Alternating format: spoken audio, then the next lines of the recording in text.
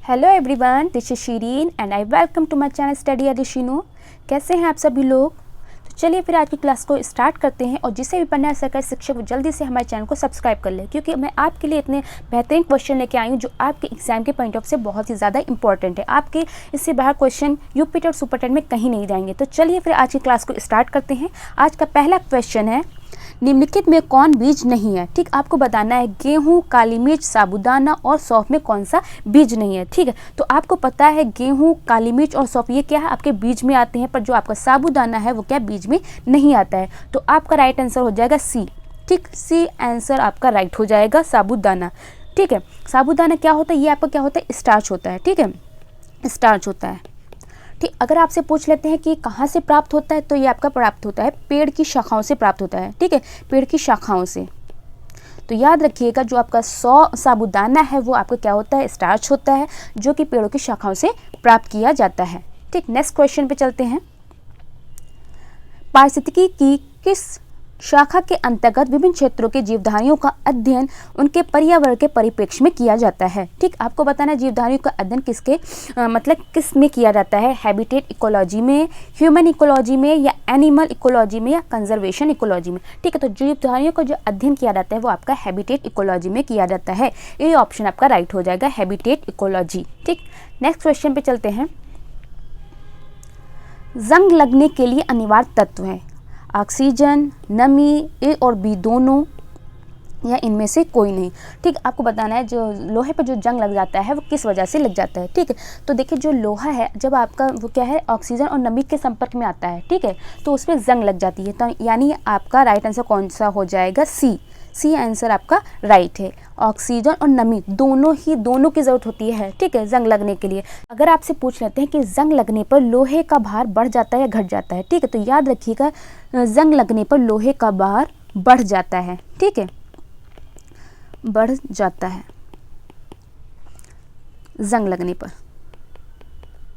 ठीक है, तो जंग लगने पर लोहे का भार बढ़ जाता है। और अगर आपसे पूछें कि हम लोहे को जंग से कैसे बचा सकते हैं, तो क्या है, हम उस पर जो है जस्ते की पर चढ़ा देते हैं। किसकी पर चढ़ा देते हैं?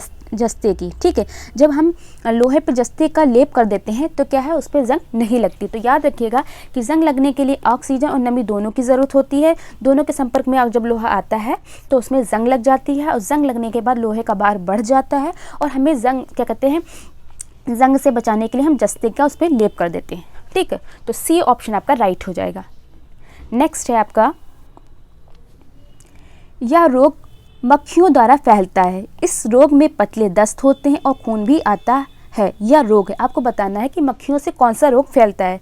पोलियो, पेचिश, रेबीज या पीलिया? ठीक है, तो याद रखिएगा मक्खियों से जो आपका रोग फैलता है वो आपका है पेचिश, यानी बी ऑप्शन आपका राइट हो जाएगा, पेचिश। ठीक, अगर आपसे पूछ लेते हैं कि पेचिश मतलब पेचिश से कौन सा अंग प्रभावित होता है, तो याद रखिएगा कि आंत आपका प्रभावित होता है। कौन क्या प्रभावित होता है? आंत। ठीक है, तो जो है क्या कहते हैं, पेचिश में आपका जो है अंग जो प्रभावित होता है वो है आंत। ठीक है, और अगर पूछ लेते हैं किस मक्खी से ये रोग होता है, तो याद रखिएगा एंट अमीबा। एंट अमीबा हिस्टोलिक मक्खी द्वारा जो है पेचिश हो जाता है। एंट अमीबा हिस्टोलिक। ठीक है, तो याद रखिएगा जो मक्खी है जिसकी वजह से पेचिश होता है वो आपका कौन सी मक्खी है? एंट अमीबा हिस्टोलिक। नेक्स्ट आपका है, पक्षी एक ही समय में दो भिन्न भिन्न वस्तुओं को देख लेते हैं, क्योंकि आपको बताना जो पक्षी होते हैं वो क्या एक समय में दो चीज़ों को देख लेते हैं। किस वजह से? वे अपनी गर्दन को घुमाते रहते हैं, इनके सिर के दोनों ओर आँखें होती हैं, इनकी आँख की पुतली घूम नहीं सकती, और उपरोक्त सभी। ठीक है, तो आपका जो राइट आंसर होगा वो बी होगा। ठीक है, इनके सिर के दोनों ओर क्या आँखें होती, इस वजह से ये जो है एक ही टाइम पर दो वस्तुओं को देख सकते हैं। बी ऑप्शन आपका राइट हो जाएगा। नेक्स्ट है आपका, नहावा शेवा एक अंतर्राष्ट्रीय पत्तन या बंदरगाह है। ठीक, आपको बताएं जो नहावा शेवा जो अंतर्राष्ट्रीय पत्तन है वो कहाँ पड़ता है? गुजरात में, मुंबई में, या केरल में, या उड़ीसा में? ठीक, तो जो देखिए नहावा शेवा है इसे और किस नाम से जानते हैं? इसे बोलते हैं जवाहरलाल नेहरू। ठीक है, जवाहरलाल नेहरू बंदरगाह।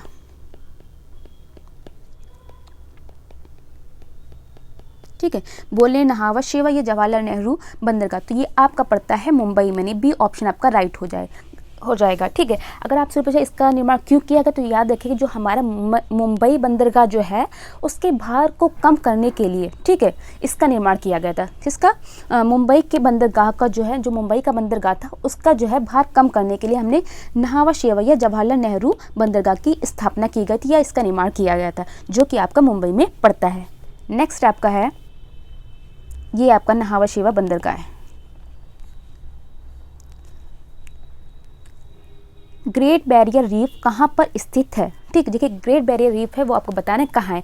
प्रशांत महासागर में है, हिंद महासागर में है, भूमध्य सागर में या अटलांटिक महासागर में। तो जो आपका ग्रेट बैरियर रीफ है, देखिए ये आपका पड़ता है ऑस्ट्रेलिया के उत्तर पूर्व महासागर में। तो आपका राइट आंसर कौन सा हो जाएगा? ए। ठीक है, प्रशांत महासागर में पड़ता है, जो कि आपका क्या है, ऑस्ट्रेलिया के उत्तर पूर्व भाग में स्थित है। ठीक है, तो ए ऑप्शन आपका राइट हो जाएगा कि ग्रेट बैरियर रीफ आपका प्रशांत महासागर में पड़ता है।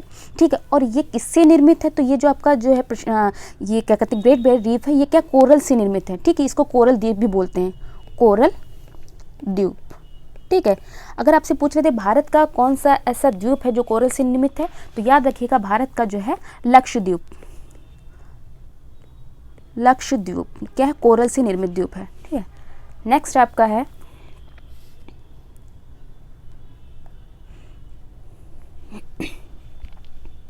मानव विकास सूचकांक किसने बनवाया था? ठीक है, तो जो आपका मानव विकास सूचकांक है वो यूएनडीपी ने बनवाया था, यानी डी ऑप्शन आपका राइट हो जाएगा, यूएनडीपी। ठीक, अगर बोलते हैं इसके मतलब इसे इस सूचकांक को किसके द्वारा मतलब किस तरह तैयार किया जाता है, तो इसको जो है शिक्षा, स्वास्थ्य तथा आय के आधार पर तैयार किया जाता है। किसके आधार पर तैयार किया जाता है? शिक्षा, स्वास्थ्य तथा आय के आधार पर। ठीक, याद रखिएगा, शिक्षा, स्वास्थ्य तथा आय के आधार पर क्या है आपका जो है मानव विकास सूचकांक जो है का निर्माण किया जाता है। नेक्स्ट आपका है, संविधान के अनुच्छेद 17 का संबंध किससे है? ठीक है, आपको बताना है जो अनुच्छेद 17 है उसका संबंध किससे है? अस्पृश्यता से, प्रेस की स्वतंत्रता से, या फिर जीवन के अधिकार से, या धार्मिक स्वतंत्रता से। तो आपका जो अनुच्छेद 17 इसमें दे रखा है अस्पृश्यता, यानी ए ऑप्शन आपका राइट हो जाएगा, अस्पृश्यता। ठीक है, और प्रेस की स्वतंत्रता किस में दे रखी है? ये आपकी दे रखी है अनुच्छेद 19A में दे रखी है प्रेस की स्वतंत्रता।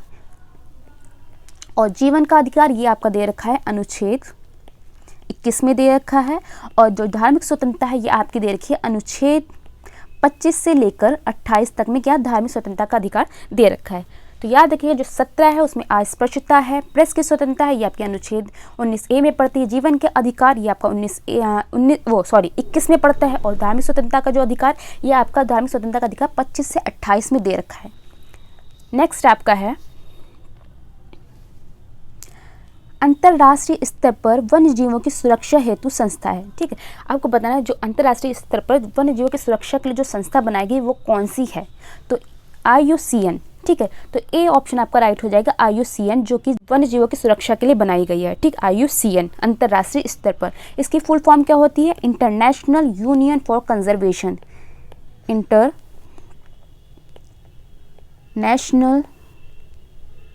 Union for conservation for nature. ठीक है, और अगर आपसे पूछ लेते हैं IUCN की स्थापना कब हुई, तो इसकी स्थापना हुई थी 1948 में। ठीक है, और इसका मुख्यालय कहाँ पड़ता है? इसका मुख्यालय पड़ता है गैलैंड, स्विट्जरलैंड में। ठीक है, गैलैंड जो कि आपका स्विट्जरलैंड में पड़ता है।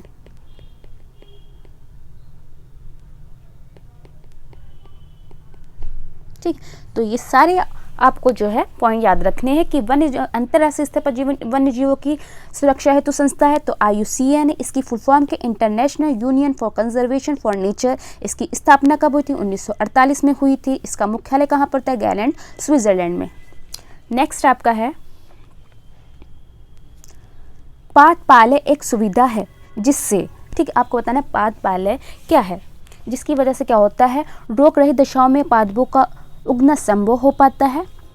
नेक्स्ट है, पादपों की लुप्त प्राय प्रजातियों को संरक्षित रखा जाता है। नियंत्रित दशाओं में पादपों का उगना संभव हो पाता है या उत्परिवर्तन को प्रभावित किया जाता है।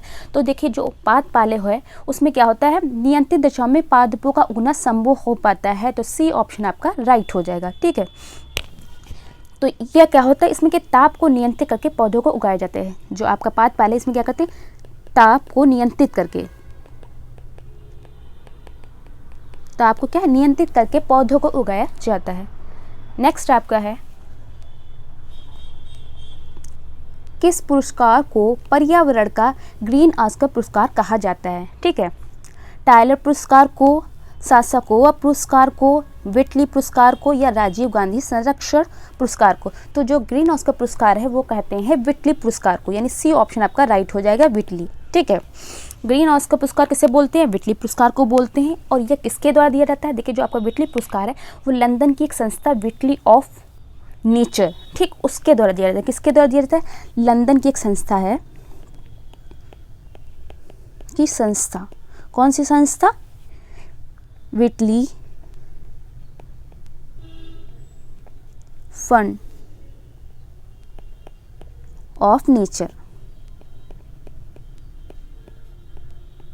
ठीक है, इसके द्वारा दिया जाता है, विटली फंड ऑफ नेचर के द्वारा दिया जाता है। कौन सा पुरस्कार, ग्रीन ऑस्कर पुरस्कार दिया जाता है। किस लिए दिया जाता है, पर्यावरण और समाज के क्षेत्र में दिया जाता है। किसके क्षेत्र में दिया जाता है, पर्यावरण, सामाजिक क्षेत्र में। ठीक है, याद रखिएगा जो आपका विटली पुरस्कार इसको बोलते हैं ग्रीन ऑस्कर पुरस्कार, ये पर्यावरण और सामाजिक न्याय के क्षेत्र में दिया जाता है। और इसमें पुरस्कार में कितनी राशि दी जाती है, तो याद रखिएगा इसमें जो है $35,000 राशि दी जाती है, $35,000। ठीक है, तो इसमें तो पहले देख राशि दी जाती है $15,000 दी जाती है, उसके बाद जो बची हुई राशि दी जाती है। ठीक, और अगर आपसे पूछे इसकी स्थापना कब हुई थी, तो इसकी स्थापना हुई थी 1994 में। ठीक है, 1994 में। नेक्स्ट आपका है, निम्नलिखित जंगलों में से कौन सा जंगल पृथ्वी ग्रह के फेफड़ों के रूप में जाना जाता है। ठीक, आपको बताना है कौन सा जंगल पृथ्वी ग्रह के फेफड़े के रूप में जाना जाता है। टुंड्रा वन, अमेजन वर्षा वन, पूर्वोत्तर भारत के वर्षा वन या टैगा वन। ठीक, तो जो आपके अमेजन वर्षा वन है ये आपका पृथ्वी ग्रह के फेफड़ों के रूप में जाना जाता है। बी ऑप्शन आपका राइट हो जाएगा, अमेजन वर्षा वन। अगर आपसे पूछ रहे थे अमेजन वर्षा वन कहाँ पाए जाते हैं, तो ये आपके पाए जाते हैं दक्षिण अमेरिका में। ठीक है, दक्षिण अमेरिका में पाए जाते हैं। ठीक है, यहाँ पे क्या है, यहाँ पे बहुत जैव विविधता अधिक पाई जाती है। ठीक, तथा विविध प्रकार की वनस्पति पाई जाती है, इसलिए इसे क्या बोलते हैं, पृथ्वी ग्रह के फेफड़े के रूप में इसे जाना जाता है। नेक्स्ट है आपका, निम्न में से कौन सा अजैव स्रोत है, वन, जल, खनिज तेल या कोयला। तो आपका जो अजैव स्रोत है वो आपका क्या है, जल है, यानी बी ऑप्शन आपका राइट हो जाएगा, जल। नेक्स्ट है, देखिए आपके लोग की जो ड्राइंग की क्लास है वो कल से स्टार्ट हो जाएगी, तो आप लोग को टेंशन लेने की कोई ज़रूरत नहीं, कल से क्लासेस स्टार्ट हो जाएंगे ड्राइंग की। आज का ये क्वेश्चन है, साइलेंट वैली के चर्चित होने का कारण है। ठीक, आपको पता है जो साइलेंट वैली है वो किस वजह से चर्चित है, जनसंख्या विस्फोट के कारण, परमाणु केंद्र की स्थापना या अधिक जल संचय या जैव विविधता एवं सदाबहार वन का संरक्षण के लिए। ठीक है, तो आपका जो साइलेंट वैली है वो इसलिए प्रसिद्ध है या इसलिए चर्चित है क्योंकि यहाँ पे जैव विविधता और सदाबहार वन का संरक्षण किया जाता है, या डी ऑप्शन आपका राइट हो जाएगा, जैव विविधता या सदाबहार वन का संरक्षण। और अगर आपसे पूछ लेते कि साइलेंट वैली कहाँ पड़ती है, तो ये आपकी पड़ती है केरल में। ठीक है, याद रखिएगा केरल में आपकी साइलेंट वैली पड़ती है। नेक्स्ट आपका है, देखिए केरल है, यहाँ पे आपकी पड़ती है साइलेंट वैली। ठीक है, यहाँ पे आपकी पड़ती है साइलेंट वैली। निम्न में से कौन सा असत्य कथन है, आपको बताना कौन सा इसमें से गलत है। भेड़िया तृतीयक उपभोक्ता की श्रेणी में आता है। ठीक है, नेक्स्ट है आपका, अपघटक मृत जीवों या अपशिष्टों को नष्ट करता है। सभी जीव जंतु और उपभोक्ता विविध पोषी होते हैं, या फिर बाज तृतीय उपभोक्ता माना जाता है। ठीक। देखिए जो आपके अपघटक वो तो आपको पता है कि वो मृत जीवों को खाते हैं, ठीक, उनका साफ करते हैं, अपशिष्ट को नष्ट करते हैं, ठीक है, तो ये तो आपका राइट हो जाएगा। ठीक, नेक्स्ट है सभी जीव जंतु उपभोक्ता विविध पोषी होते, ये भी सही है। ठीक, और बाज जो आपका है वो तृतीय उपभोक्ता में आता है, ये भी राइट है। पर आपसे क्या पूछा है कि कौन सा असत्य है, तो ए ऑप्शन आपका गलत हो जाएगा। ठीक, तो राइट कौन सा है, ए, भेड़िया तृतीय उपभोक्ता की श्रेणी में आता है, और आपसे गलत ही पूछा था तो ए ऑप्शन आपका राइट हो जाएगा, क्योंकि जो भेड़िया है वो आपका तृतीय में नहीं आता, वो किस में आता है, द्वितीय श्रेणी में आता है। ठीक है, द्वितीय श्रेणी में आता है। और ये क्या करता है, ये जो है भेड़ को खाता है, किसको खाता है, भेड़ को खाता है। ठीक है, ये भेड़ को खाता है, और भेड़ क्या होता है, ये आपका शाकाहारी होता है। क्या होता है, शाकाहारी होता है। ठीक है, इसलिए आपका राइट आंसर ए हो जाएगा।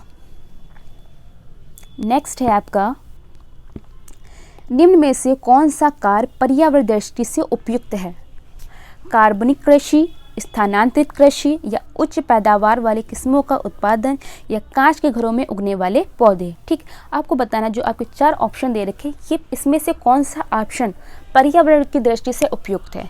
ठीक है, तो आपका जो ए ऑप्शन है वो राइट हो जाएगा, कार्बनिक कृषि। ठीक है, ये क्यों जो है पर्यावरण के लिए उपयुक्त है, क्योंकि इसमें जो आपकी कार्बनिक कृषि होती है, इसमें क्या है, कीटनाशकों और रासायनिक खादों, ठीक है, रासायनिक खादों, ठीक है, इनका यूज़ नहीं करते हैं, इसलिए पर्यावरण की दृष्टि से क्या है, उपयुक्त है। बल्कि इसमें क्या करते हैं, हम इसमें भूमि की उर्वरता को बढ़ाने के लिए हम क्या करते हैं, फसल चक्र करते हैं। ठीक है, क्या करते हैं, फसल चक्र करते हैं। ठीक है, हरी खाद डालते हैं और कंपोस्ट करते हैं। ठीक है, तो ये चीज़ करते हैं। तो याद रखिए कि जो पर्यावरण की दृष्टि से आपकी कार्बनिक कृषि जो है उपयुक्त है, क्योंकि इसमें हम कीटनाशकों व रासायनिक खादों का प्रयोग नहीं करते हैं, बल्कि हम क्या करते हैं, फसल चक्र करते हैं, हरी खाद डालते हैं और कंपोस्ट डालते हैं, जो कि पर्यावरण को नुकसान नहीं पहुंचाती है। तो ए ऑप्शन आपका राइट हो जाएगा। नेक्स्ट है, निम्नलिखित में से कौन कृत्रिम पारिस्थितिकीय तंत्र है। ठीक है, आपको बताना है कि कृत्रिम पारिस्थितिकीय तंत्र कौन सा है, धान का खेत, भारी पानी, या द्रव अमोनिया, या फिर द्रव हाइड्रोजन। ठीक है, तो जो आपका जो कृत्रिम पारिस्थितिकी तंत्र है वो होता है धान का खेत, यानी ए ऑप्शन आपका राइट हो जाएगा, क्योंकि इसमें छोटे जीव से लेकर बड़े जीव पाए जाते हैं, जो मिलकर क्या बनाते हैं, आपका पारिस्थितिकी कृत्रिम पारिस्थितिकी तंत्र बनाता है, इसलिए ए ऑप्शन आपका राइट हो जाएगा।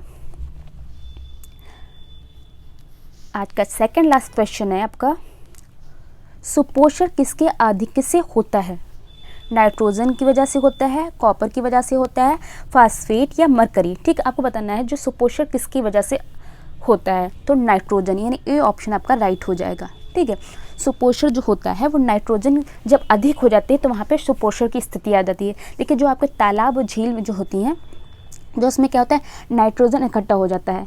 ठीक है, तो उसके जो जीव जंतु होते हैं वो क्या है, वो सुपोषण में उनका सुपोषण की स्थिति में आ जाते हैं। इसमें क्या होता है, जो क्या है, ऑक्सीजन की मात्रा कम हो जाती है, तो पेड़ पौधे व जीव जंतु मरने लगते हैं। तो ए ऑप्शन आपका राइट हो जाएगा। आज का लास्ट क्वेश्चन है, कर्मा लोक नृत्य भारत के किस राज्य में प्रचलित है। देखिए जो आपका कर्मा लोक नृत्य है वो आपको बताना है किस राज्य में प्रचलित है, छत्तीसगढ़, ओडिशा, या पश्चिम बंगाल, या आंध्र प्रदेश। तो जो आपका कर्मा लोक नृत्य है वो आपका छत्तीसगढ़ का, यानी ए ऑप्शन आपका राइट हो जाएगा। ठीक है, ये आपका जो है मांगलिक अवसरों पर किया जाता है। ठीक, किसके द्वारा किया जाता है, आदिवासियों व गैर आदिवासियों दोनों द्वारा किया जाता है। ठीक, और इसमें क्या है, स्त्री और पुरुष दोनों ही भाग लेते हैं। ठीक है, स्त्री और पुरुष दोनों ही भाग लेते हैं। ठीक है, तो ए ऑप्शन आपका राइट हो जाएगा। चलिए फिर आज की क्लास को यहीं पे एंड करते हैं, अब नेक्स्ट वीडियो में मिलेंगे। सभी को जय हिंद, जय भारत।